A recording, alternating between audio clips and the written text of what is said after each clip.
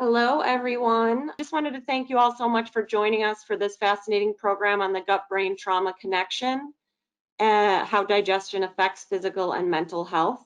As I was preparing for today's presentation, it was so nice to see so many familiar names signed up for today's program, so thank you for joining us. And for those of you whom I haven't seen in a while or with whom I haven't yet connected, thank you for making time out of your schedule to be here today. We really appreciate it. I wanted to take a few moments and give a little refresher about who I am and what I do. My name is Amy Brooks, and I am a treatment placement specialist with Acadia Healthcare. Acadia is the largest behavioral healthcare company in the world.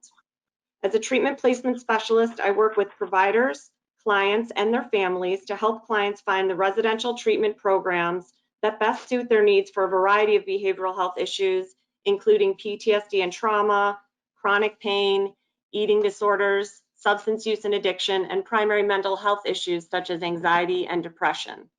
When a client is in need of residential treatment, it is often a time of crisis and can be one of the most challenging and stressful times in a person's life. My role is to help them navigate what can often be a confusing and overwhelming process of searching for the right program for that individual's unique needs. I work with many different kinds of providers who reach out to me when they have a client who may be in need of a higher level of care.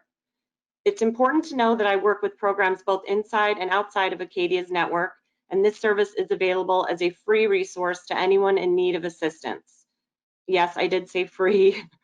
As a treatment placement specialist, I partner with programs like Sierra Tucson, as well as programs all around the country to identify and recommend the best treatment for your clients. Please feel free to reach out to me anytime you think I may be able to provide assistance on a case. It's a free resource available to you and your clients at any time. My name and contact information will be posted on your screen at the end of the presentation. And that brings us to today's program. Our speaker for today's presentation is Dr. Maureen Schwehr, Director of Integrative Services for Sierra Tucson.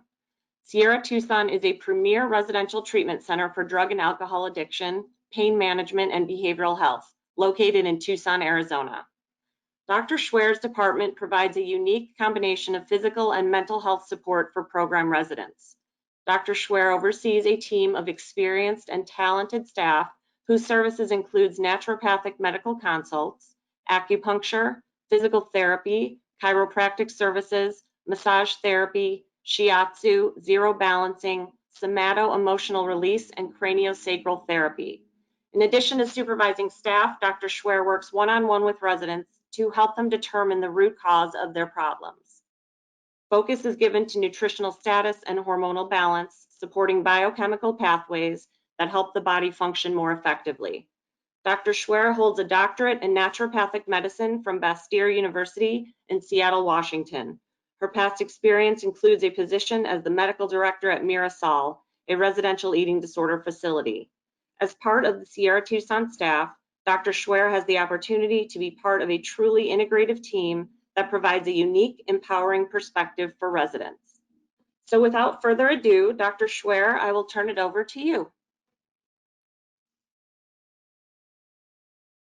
Hi, everybody. I'm Dr. Maureen Schwehr, and today we're going to talk about one of my favorite topics, which is the relationship between our digestion and gut health. There's a lot of new and really interesting science around this area. I've always known how important this is, and it's wonderful to see that the science is now catching up to my understanding of why digestion is so important.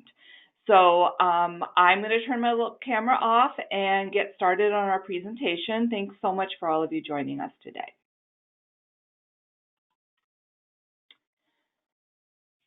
So today we're going to talk about the relationship between our digestion and our mental and physical health, with a little focus on how trauma is impacted and its role in all of this. I almost always start my presentations with a little bit of information about what a naturopathic doctor is. I love what I do, and I feel like naturopathic doctors are this hidden treasure, and there's a lot of misinformation about that. And so I'm just starting with a quick overview of that. So naturopathic doctors are uniquely trained. I went to Bacterial University, and as when I was in it is a 4-year medical school. So I had all the same anatomy and biochemistry as students that go to other medical schools. But when it also got to clinical training, besides learning how to diagnose and treat from a allopathic perspective, I also learned a lot more about nutrition, homeopathy, herbal medicine, supplements. And so I have kind of this best of both worlds training. So this is just a quick overview. I'm not going to stay on this long. That outlines the training of naturopathic doctors with some other major medical universities. And then on the far right, Trinity and Clayton. Clayton is not open anymore. They were forced to close, but they're online programs. Sometimes the problem with naturopathic medicine is there are a couple of schools that are providing these like quick, you send them a couple $1,000s, they have you read some books, and then they give you a naturopathic degree. That is different than a true 4-year degree naturopathic doctor. There are 6 schools in the United States that provide 4-year degrees in naturopathic medicine. There is actually a school in Illinois. National University of Health Sciences in Chicago is there. So every state licenses their medical professionals independently, and naturopathic doctors are now licensed in about 21 states. So this is just a map that shows the states where we're licensed. Green is licensed with, dark green is licensed with some sort of insurance coverage. Light green is licensed, but insurance does not typically cover. You can see in the pink, bills are pending, and in yellow, we're working on it. So this just gives you an overview. In unlicensed states such as Illinois and Wisconsin, and Iowa, there are still naturopathic doctors there. They just usually practice under other states' licensure.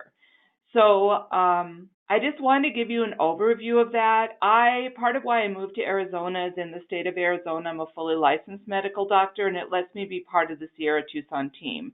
I can prescribe most medications, I can order labs, I get to practice fully under my license.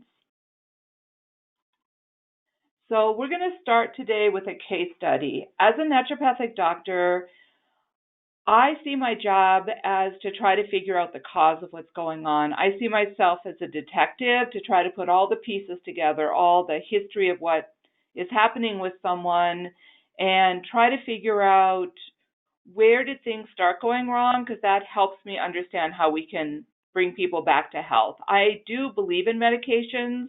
I do prescribe medications. I'm not opposed to them. It's just that they often are the big guns, and it's so much better if while you're using a medication, you can go back and actually figure out the cause so people can take less medications or eventually get off of them. So this was actually one of the first people I treated as a naturopathic doctor in Arizona. I had a woman come to me. She was 46 years old, and she was suffering from really pretty severe depression at this point. She was in bed all day. She wasn't able to go to work. So in taking her history, she had a history of trauma. She'd had some difficulty in childhood, but she'd married a really stable person. She had a happy family life. She had a job that she loved. In her adult life, she'd done pretty well. There were a couple of occasions where she had some depression, but it was situational according to like big losses in her life. And she'd done pretty well. So then I asked her, like, okay, what was going on before this depression started? And so what had happened is at 46, she'd gained some weight throughout her life, and she decided she was going to lose weight. So what she did is go on one of the no-carb diets that were really popular at the time. Right now, ketogenic diets, very similar. So she went on this no-carb diet, and she started to lose weight, and she felt great about that. But she also started to feel kind of fatigued, a little bit down, like just off. So during this time, she went to her OBGYN to have her annual exam. And while she was there, she told her she wasn't feeling all that great. She also told her menstrual cycles were irregular. And so her physician decided to put her on oral birth control pills to regulate her menstrual cycles. So she started taking the oral birth control pills, and her depression just worsened. Like almost overnight, she just felt like she was unable to cope in the world. And it was really at that point that she came to see me. So from a naturopathic perspective, I want you to understand how I thought about this case. So whenever someone tells me that things get worse when they go on a diet, I think about the nutritional status and what's happening there. So no-carb diets that don't have carbohydrates are often really low in B vitamins. B vitamins are very important. We need B vitamins to make our neurotransmitters and our hormones, our antioxidants. And B vitamins naturally occur in whole grains like brown rice or quinoa. They also are sprayed on our processed foods. So almost every white flour has B vitamins sprayed on it. And so when someone tells me they don't feel well when they go on a low-carb diet, I think about them being low in B vitamins. So then I started thinking about the birth control pills. So it's very common as women get older for our hormones to start to drop. And for women, there's two dominant hormones. There's estrogen and progesterone. So as women age, it is common for their progesterone to drop more quickly than their estrogen does. And progesterone, low progesterone levels are associated with depression, anxiety, insomnia, irritability, food cravings. All the PMS symptoms are really associated with low progesterone. Also, because she was a little bit heavier, adipose tissue makes estrogen. So she probably was already a little high in estrogen and low in progesterone before she started this diet. Also, stress typically lowers our progesterone levels. So what happened, I believe, is that when she went on that birth control pill, most birth control pills are estrogen, it really messed with her hormones. And what it caused was a very low relative progesterone level compared to the estrogen. And that can be associated with pretty severe fast onset depression.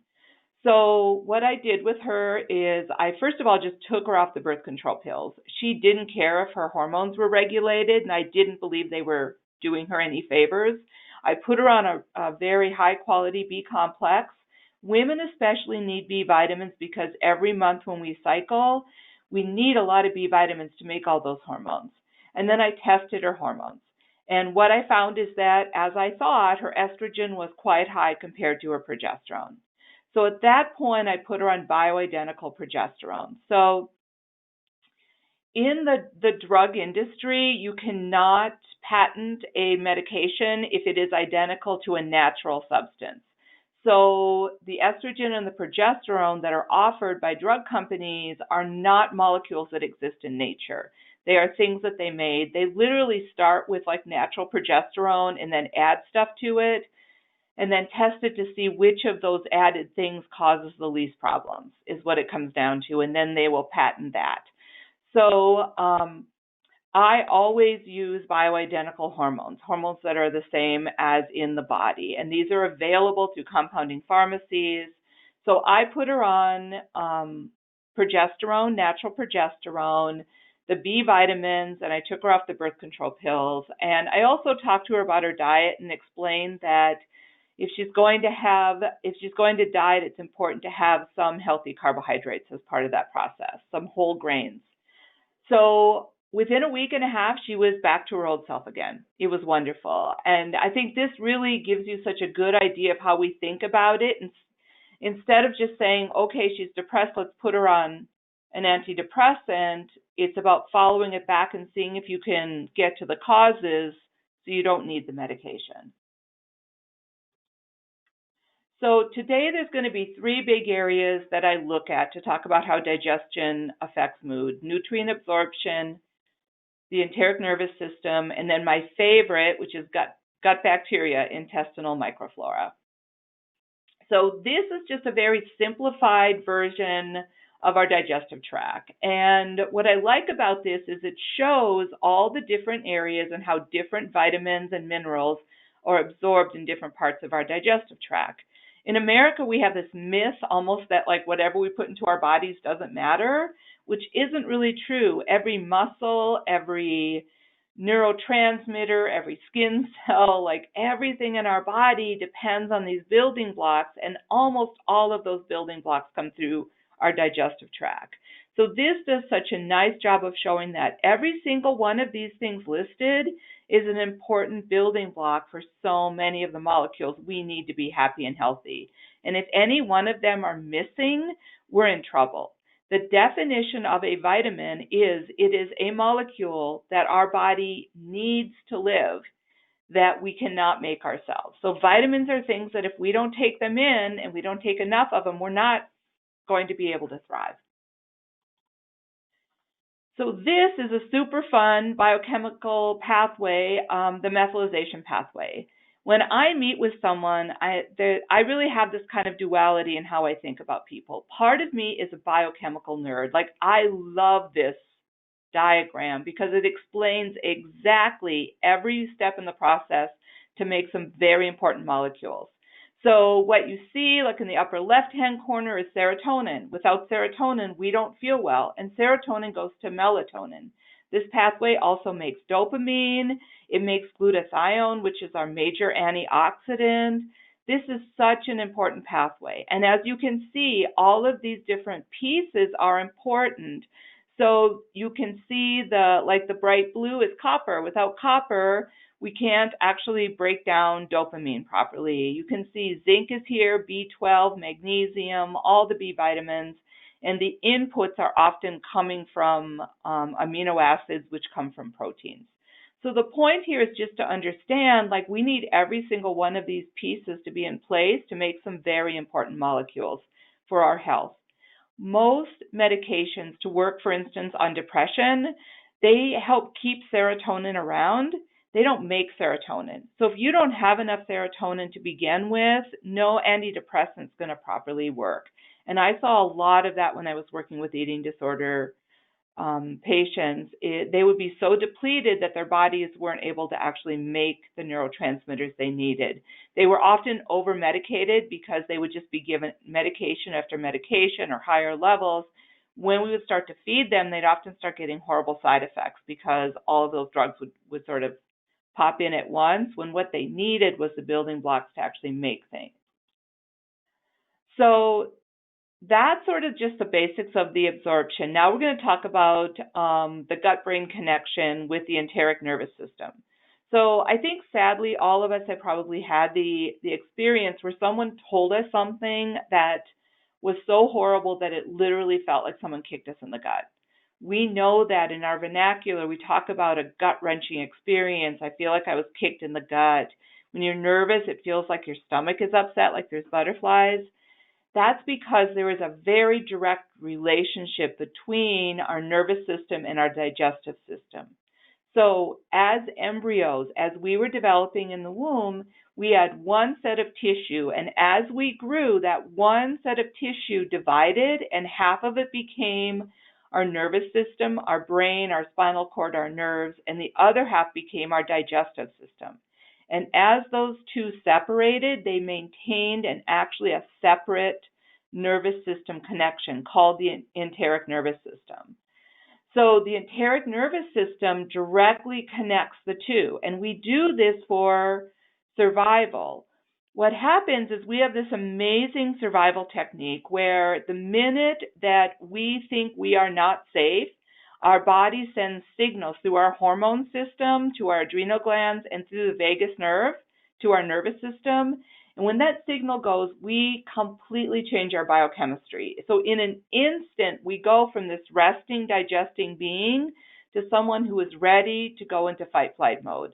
And when we do it, the first thing the body does is turn off digestion. Digestion takes a huge amount of energy. It takes a lot of blood flow, and we can't afford to be digesting a big meal when we're running away from a tiger. And so digestion goes offline when we're stressed. The problem with that is that I have met people where I think their digestion has been offline since childhood. So this, I'm sure most of you have seen something like this. This is just a simplified version of that autonomic nervous system. We now know that that things are more complex than this, especially if you know polyvagal theory. But this gives you a good idea of what happens. When we go into that stress mode, it affects we see differently, our heart rate is different, our breathing is different, our digestion's turned off, our liver sends out glucose to help us be able to run away. That's part of why chronic stress causes weight gain, because our liver is shooting out glucose because it thinks we need to run away, but we're just sitting in our car worrying. So even the bladder, that's part of why people will say, when I'm nervous, I go to the bathroom all the time. All these things are impacted whenever our body gets a signal that we're not in a safe place. So we're going to connect that back. I'm sure a lot of you have heard of this, the ACEs study. So in the 90s, Kaiser Permanente and the CDC did this like amazing study, and they sent out surveys to over 17,000 of their members. And they sent out two surveys. One was a survey on adult adverse childhood events. So they asked them, did any of these difficult things happen to you when you were a child? Things like your parents divorced, someone in your family had a mental illness, was there addiction in your family, was there homelessness? And so they had them survey what were the stressors in your childhood. And then they took a second survey that looked at health status. How is your health? Do you have any problems with your heart, with respiration, with cancer, all of these things? So it was such an interesting study. What they found is over 50% of the people actually reported 2 or more of those events. So if you remember earlier, I said when I'm meeting with someone, I have this kind of dual way of thinking about it. So part of me is listening and thinking about biochemistry, hormone status, a very kind of medical biochemical way of thinking about it. The other part of me is listening to their story, and I fully recognize that if someone grew up feeling like they weren't safe in the world, it's going to really impact how healthy they are. So with this study, the amazing thing is that they did this relationship between adverse childhood events and future health. And what they found is there was a huge correlation between having stressors as a child and having health problems as an adult. Those things really impact us. So this just shows, so for instance, the top says 1.6 for diabetes. So this is people who had 6 or more of those events, people who had multiple stressors. They are 160 times as likely to have diabetes as an adult. And look at this, they're almost 400 times as likely to have chronic bronchitis or emphysema. So what they found, you would expect things like suicide, attempted suicide, they're 1,200 times as likely to have attempted suicide. So I sort of would have expected this, but we also found that it affected almost every other part of their life. So this just shows how that fight or flight response, I understand how that sets off this whole cascade in the body, and digestion is just one of the big places that starts affect us. So this is a quick overview. I made this simplified version of the brain. The book, The Body Keeps the Score by Dr. Van der Kolk is one of my favorite books because he talks about the science of trauma. And now that we have functional MRIs, we can put someone in an MRI and actually notice what parts of the brain light up when someone recalls a traumatic event. So I'm going to just point out for today the amygdala. So you can see in the limbic system is the emotional part of our brain. It's the midbrain. And in that part of our brain, we have something called the amygdala. And all of your external information, everything you see, everything you hear, everything that touches you, goes through the amygdala to decide safe or not safe. And what we've shown in that book, The Body Keeps the Score, he calls the amygdala the fire alarm. When people have trauma, what happens is the amygdala will interpret everyday things as potentially dangerous, and it'll set off that stress response in just sort of everyday innocuous things. I know I grew up as the child of an alcoholic. My mom was dysregulated. Even good things. Someone could say like, hey, I'm giving you this new beautiful car, and some part of that would freak me out because change in my childhood meant things might not go so well. And this sort of explains how trauma really physiologically starts to affect people so much. So when I was doing the research for this presentation, what we found is all these studies that would link irritable bowel syndrome with anxiety, insomnia, bipolar disorder. They found also that people who had bipolar disorder and it was not well controlled, almost 30% of them had irritable bowel syndrome. So this is one of the first places I often see people's digestion being impacted. Irritable bowel syndrome is, it's called a syndrome because people can have experiences that are different. And what it really means is the digestive tract is not working very well. People will experience abdominal pain, excess bloating, diarrhea, constipation. They just won't feel well, nausea. And this is the kind of thing that is so common. And in my perspective, this is about dysregulation of the digestive system. So part of that is because the nervous system is off. If they're chronically under stress, the digestion doesn't work. Another piece really has to do with gut bacteria. And so I'm going to shift the focus right now to talk about that because it's so important. So in our digestive tract, all of us have between 4 and 6 pounds of bacteria. And that's a good thing. We are meant to have them. Humans have developed on Earth with gut bacteria, and they're our friends. And studies have really shown, we're going to talk about some of that, people who do not have gut bacteria, people who are sort of kept in a sterile environment, don't do that well. And those that have their gut bacteria messed with, so they don't have sort of the natural kinds of bacteria they should, also that impacts health. So what's really changed in the last 10 or 15 years is that we can now do DNA tests to look at gut bacteria. When I first started practicing medicine, if I wanted to know if you had, healthy gut biome, we would have to send off a stool sample. It would go to a lab. They'd grow out things in a petri dish. It was a slow, expensive, inaccurate science. What we can do now is take a sample, send it off, and we look for the DNA of the bacteria, and we can quickly, inexpensively, and easily say, okay, this is exactly what's going on here. And that's led to all these really interesting studies that have helped us understand what's going on.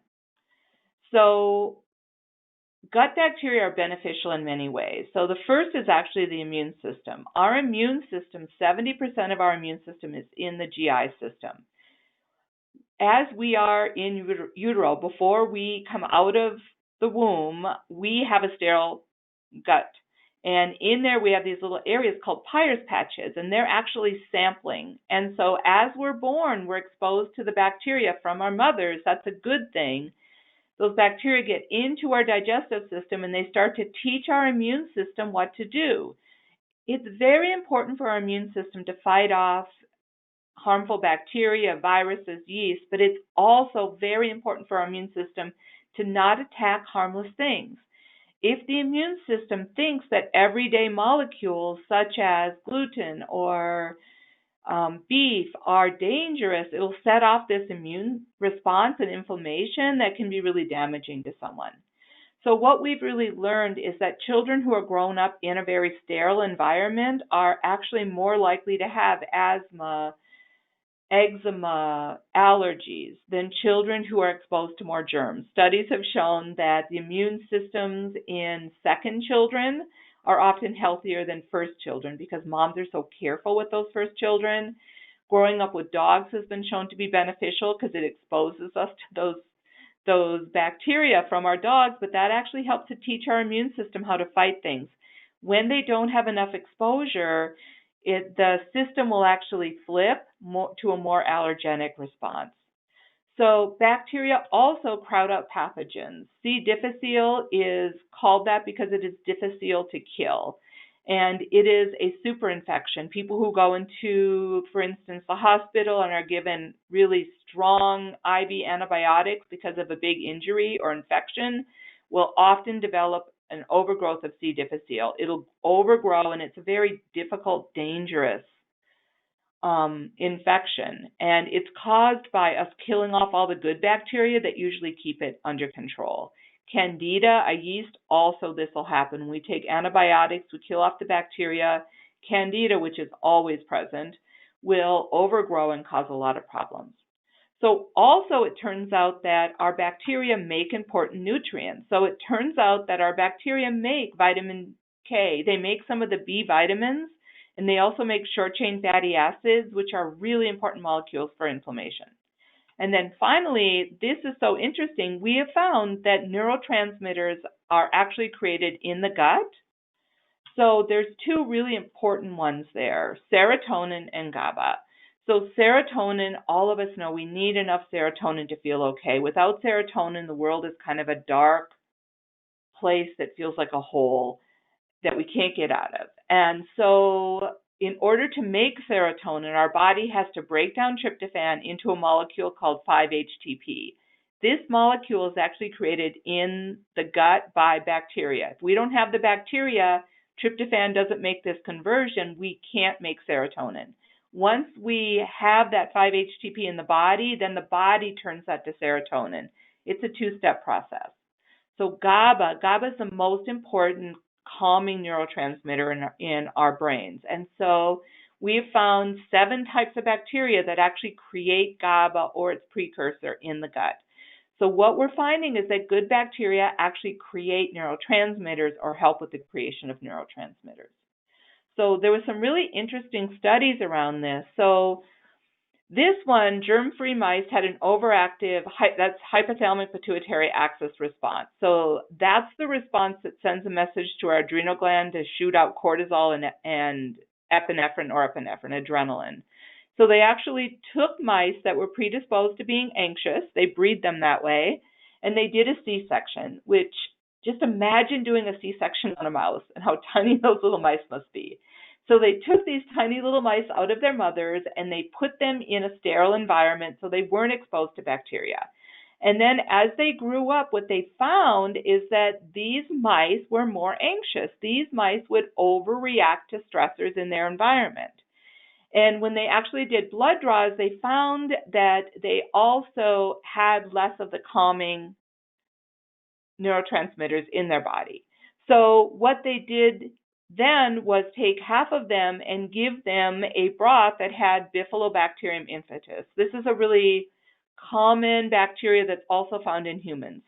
And what they found is when they gave those mice the good bacteria, it normalized their stress response.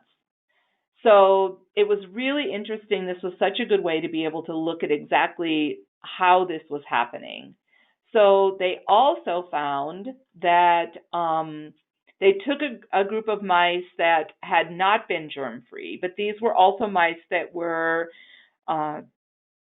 specifically bred to have high anxiety. And they took half of them and they gave them a broth that had Lactobacillus rhamnosus. This is another. Lactobacillus is a common beneficial bacteria that we have in our gut. And after 28 days, what they found is that the mice that were given the broth showed less fear. So they were more likely to run mazes, to interact with each other. And so just adding the bacteria in anxious mice made them less anxious. So this is really interesting. Epigenetics is the study on how our DNA is read. The old story was that we had this blueprint, no matter what happened, no matter what we ate or what we were exposed to, our DNA would just turn us into the same person. And what we found is that's not how it works at all. Our DNA is a blueprint, but that blueprint is read differently according to our environment. And that actually makes sense. It makes us more adaptable to environments. You need a different reading if you live in a really dangerous, high-stress world than if you live in a safe and calm world. So what they have found is that the bacteria in the gut actually modulate. They send messages that change how the genes have been read. And they found that they've been doing this in human and mice models. So they found that these genes are in areas involving immunity, nutrient absorption, how our energy is metabolized, and the intestinal barrier, which is that important kind of barrier between what we bring into our gut and our inside body. If that intestinal barrier is leaky, that idea of leaky gut, then we get larger molecules in, and that's going to cause inflammation.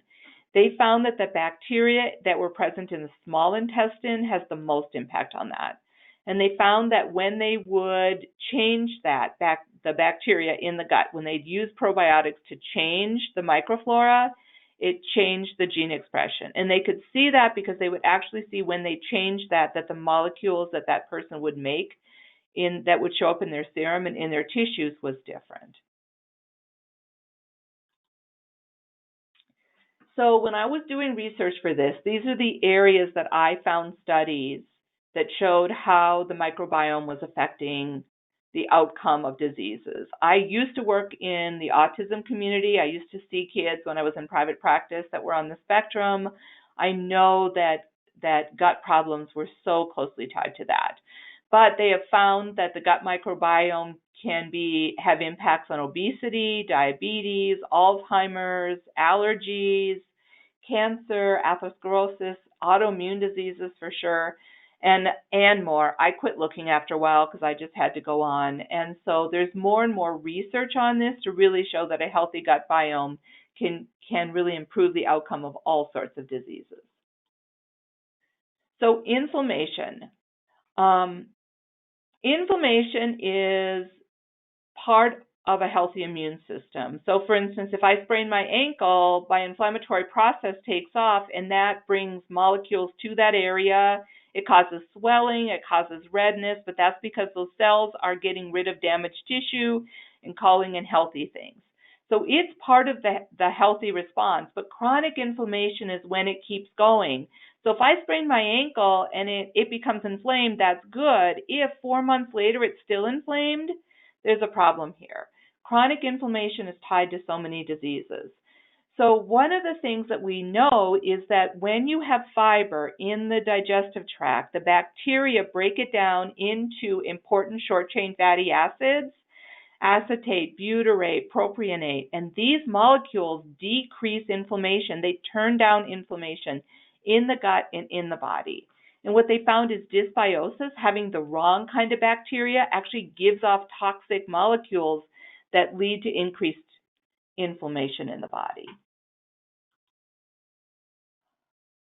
So this was very interesting. They did a study. In order to study Alzheimer's, we think of Alzheimer's now as type 3 diabetes, meaning that dysregulated blood glucose levels are highly associated with more inflammation, and more inflammation is highly associated with increased risk of Alzheimer's.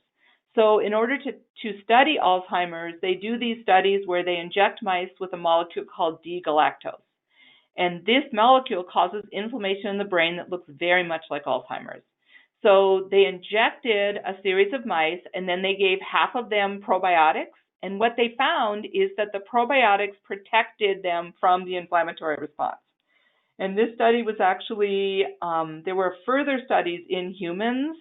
I first learned about this from some of the psychiatrists I work with, and it's interesting. A lot of them would be taking probiotics or using foods that had like fermented foods like yogurt and things like that to get the good bacteria, because there's some really good studies that show it may be protective against the inflammatory process that can contribute to Alzheimer's. I'm going to do this quickly so we can get to the other part. It also turns out that the gut microbiome change how we metabolize drugs.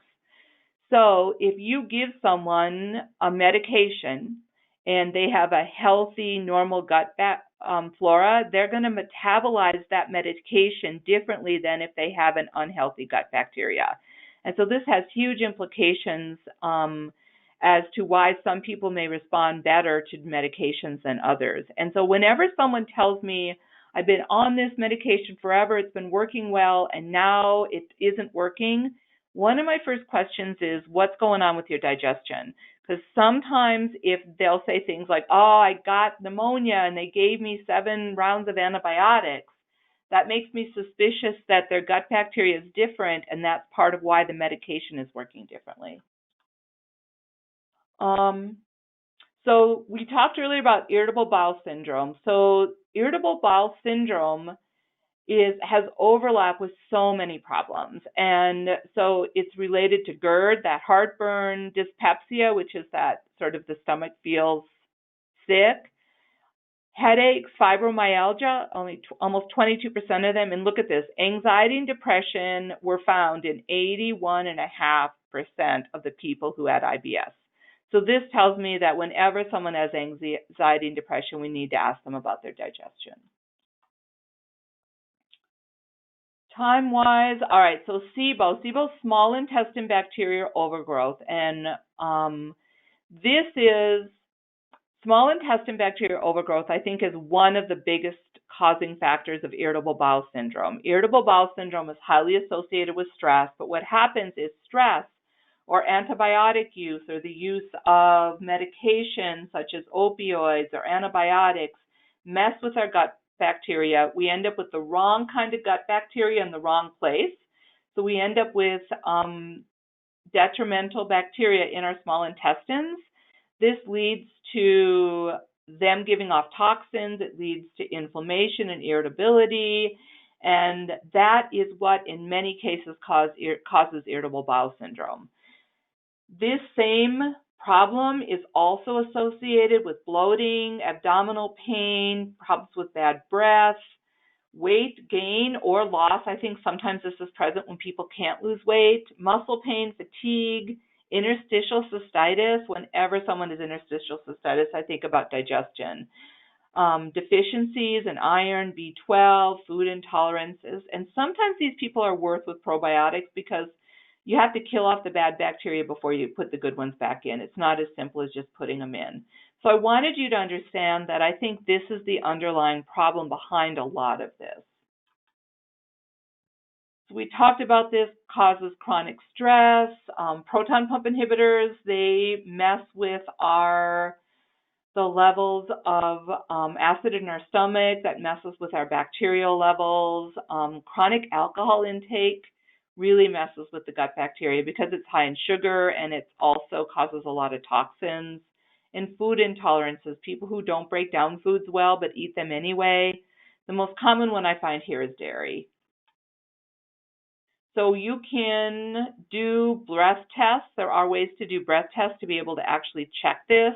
You have to go to a quality clinic. Don't do it at home. It's just so hard to do on your own that I find that the results are not accurate. And then treatment is to kill off the bad bacteria and then put in the good. I'm not going to go into the details because I could spend a whole hour on this.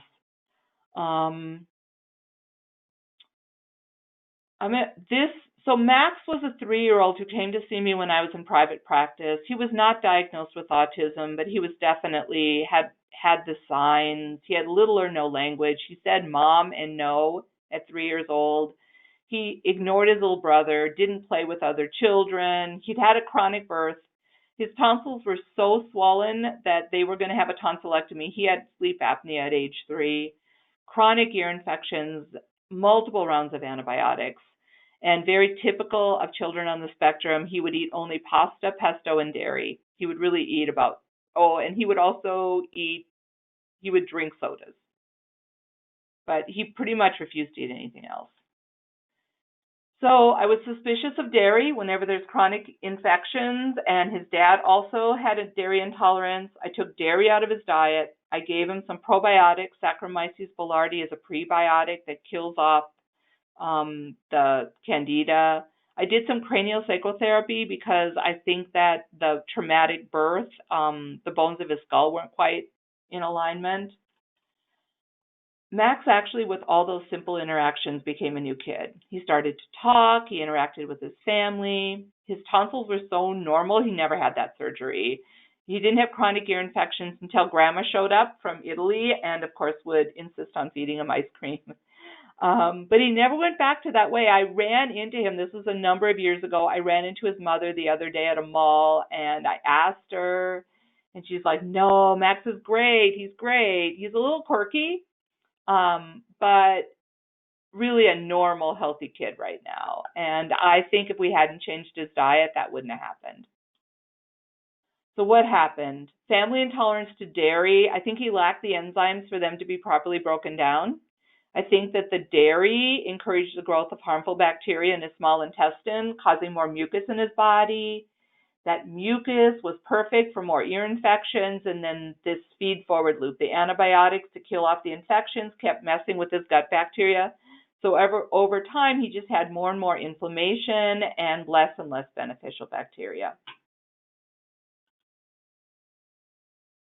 So the intestines became leaky, and then the inflammation from his gut likely went to his brain. There has been studies with this. They studied kids on the spectrum who died from drowning, and when they do a slice of their brain and they do a special marker, they find that the inflammatory markers just light up. There's inflammation in these children's brains, and that inflammation affects everything. All right. I'm going to skip to this. So what do we do? And this advice is for someone who doesn't have other serious digestive issues. If you already have small intestine bacterial overgrowth, if you have chronic diarrhea, chronic constipation, like you know your digestion's really off, you need to find support to help to fix that. Once things get back to better, or if you have a relatively healthy gut, these are the important steps to help yourself. So you support the healthy gut bacteria population, you feed those bacteria well, and then you provide a calm, supportive home for them. And so what does that mean? So the gut bacteria come from fermented foods. All of us came from grandmothers who likely made fermented foods. My grandmother used to make sauerkraut in our hallway every fall. You'll find that yogurt, kefir, kombucha, kimchi, miso, all of these foods that are part of all these different cultures naturally have bacteria in it. And so our ancestors knew you needed to do this. I would prefer that this came from foods. If not, then probiotics, high-quality probiotics are a great option. And I use them often when I need a quick boost. But in the long run, I tried to switch to fermented foods as an ongoing thing to help people stay healthy. So once you have those good bacteria, you need to feed them real foods, high fiber foods. Our bacteria love natural things, fruits, vegetables, legumes. What happens is processed foods often have parts of them that try to, prevent bacterial breakdown. Also, non-beneficial bacteria and yeast thrive on processed foods. Simple carbohydrates, sugars, they love them. So feeding your bacteria well with real foods that are high in fiber is the best strategy. And then you need to provide a calm and supportive home for them. If you're chronically stressed, if you are always upset, if you don't feel safe in the world, your digestion is going to suffer. So reducing stress and all the things I know you guys know, meditation, yoga, deep breathing, exercises, all these things. That's why at Sierra Tucson we have so many things, EMDR, somatic experiencing, equine therapy. They're all ways to help people reset their nervous system and reset the trauma response. And I guess the last piece here is just don't put up with feeling bad. I see so many people and they'll say, oh yeah, I felt awful and I felt awful for the last 20 years, and like, well, why'd you put up with it? I don't know. I didn't know what to do. So if you don't feel well, do something about it. And if your digestion's off, take some steps. So I'm going to go quick through these so I can get some questions. You guys have these, so I'm going to leave it. These are just talking about supplements. You need to be careful because not all supplements are great. Emerson Ecologics is a company that sells supplements, but they actually list which ones are independently tested. It's a great place to go to look and see what information. Buy from companies that test theirs, that have an independent lab test for quality. Probiotics, Claire Lab and Genestra are ones that I really love. My information, naturopathic, I of course love naturopathic medicine. The American Association of Naturopathic Physicians is a website. You can go in there and do the Find Physicians. There is also an Illinois Naturopathic Association. There's a Wisconsin Naturopathic Association, and they'll list licensed doctors. All right, so I'm going to go to questions now. I always have more to say than I have time.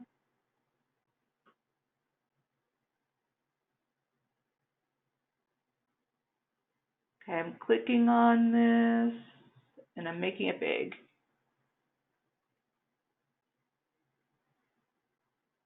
I do not see any questions from you guys. Well, since So I just have a reminder, if little you time, do have a question for Dr. Schwehr, you can type in those questions in that gray panel.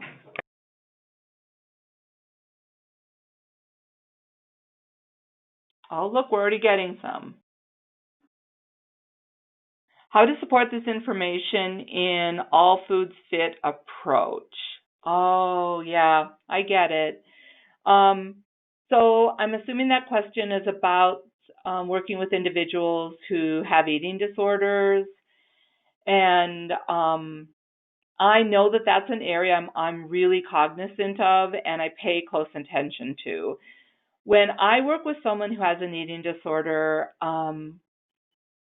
I will look for any really obvious problem foods. There is a difference between someone where I can see, you know what, this person probably dairy is not a good food for them. And I will sometimes say, you know what, let's try avoiding dairy, but putting other alternative products in to be able to do this. So I guess I don't believe that all foods are always good for all people, but I'm really careful about that. You can do food intolerance tests to look for inflammatory markers. I don't often do those when someone has an active eating disorder or even a past eating disorder, because they just go with that information and take it to this place of not eating anything. And so I try to have a very common sense approach to this, and I try to help sort of balance that out.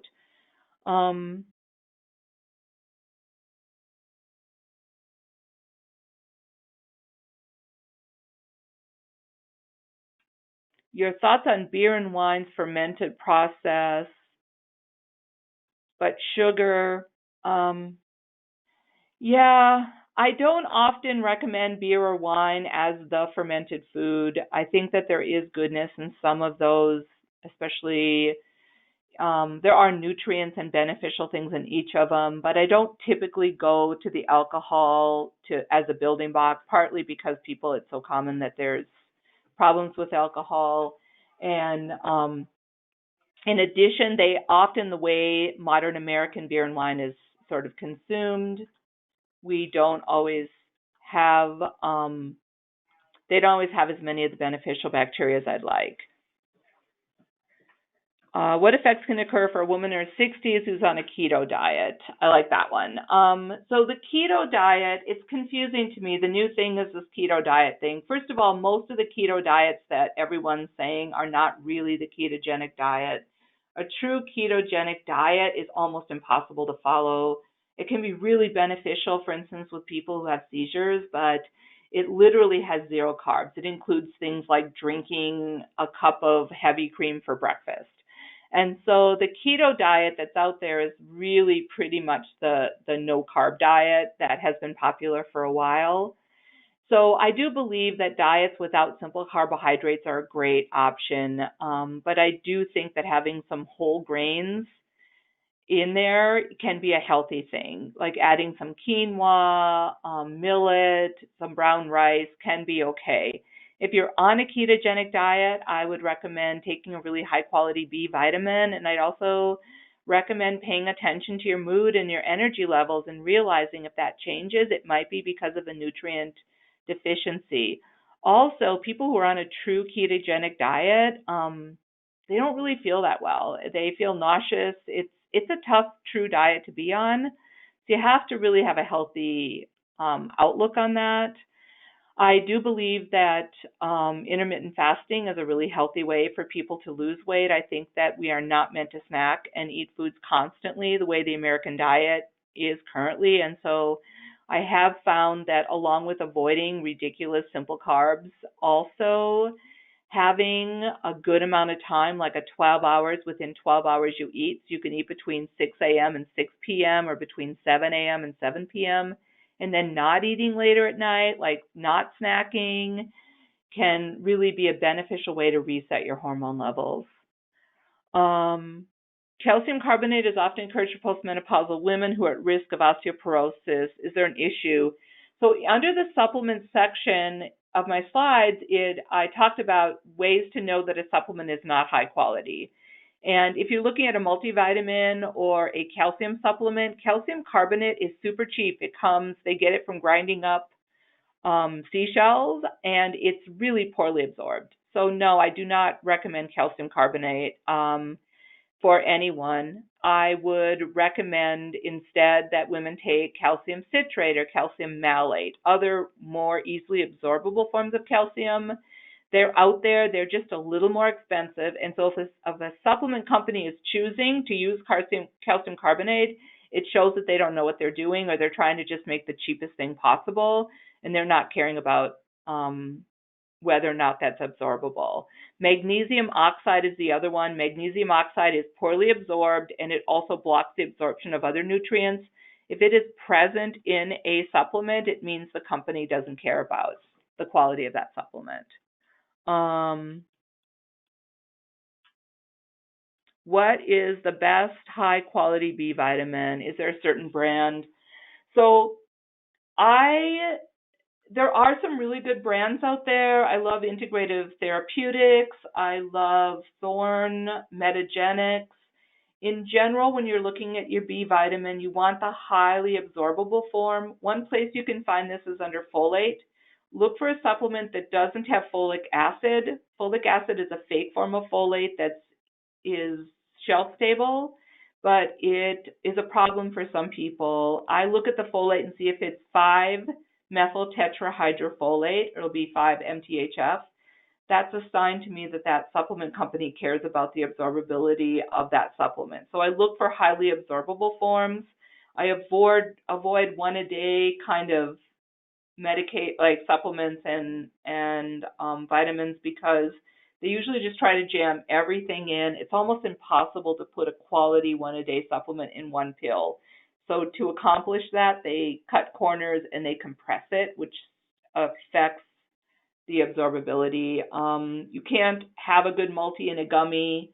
It needs several capsules to really get a good quality of that, or like in powder form. All right, well, that's the end of the time I have. I've had requests before to put a second one of these together, which I will likely do in the future. So thank you so much, and I really thank Amy for giving me this opportunity to get to meet with you and present this information. I really appreciate it. Be well.